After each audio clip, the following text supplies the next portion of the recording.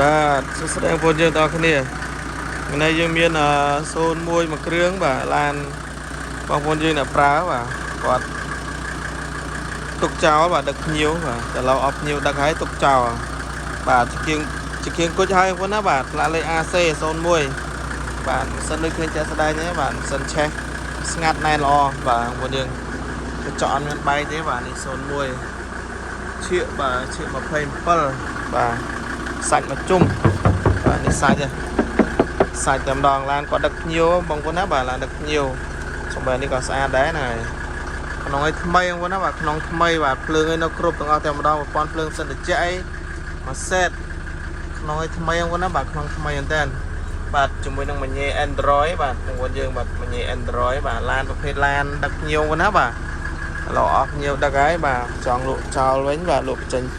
ឲ្យបងប្អូនប្រើវិញបាទខ្ញុំក្នុងថ្មីបងប្អូនណាបាទក្នុងថ្មីបាទសាច់ឯមកជុំសាច់ឯបាទសាច់មកជុំបងប្អូនយើងធ្វើបាទទាំងអស់គ្នានេះក្លុកលៀនបាទអត់មានពុកទេបាទស្ងួតជាចាក់ស្ដាយហ្នឹងបងប្អូនណាបាទជាមួយនឹងទឹកប្រាក់បាទ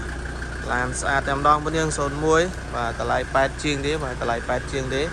ចង់បានអាចទៅបានបាទសាច់អីមកជុំបងយើងបាទយកទៅប្រើប្រាស់តែម្ដងបាទ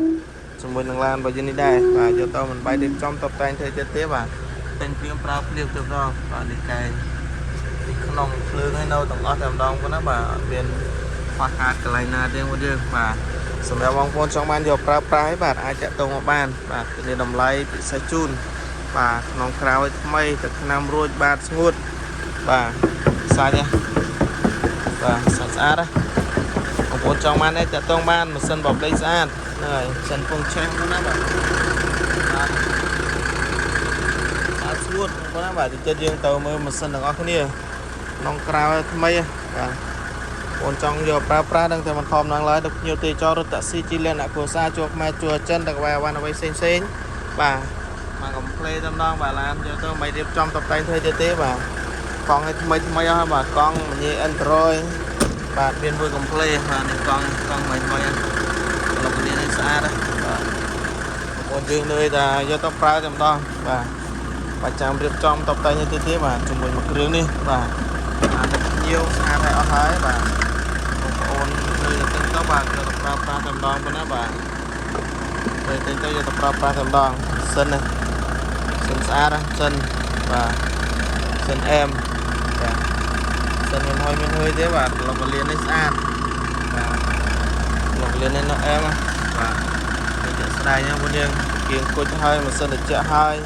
បាទយកបងប្អូនលើទៅបាទយកទៅប្រើតែម្ដងបាទជាមួយនឹង01វិជ្ជានេះដែរ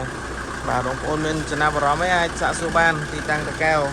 បងប្អូនខ្ជិលមកឲ្យចាក់ពិនពីឲ្យបើឲ្យដល់ទីតាំងតម្លៃ8ជាងទេបងប្អូនយើងចង់បានតាក់ទងបានបាទអរគុណច្រើន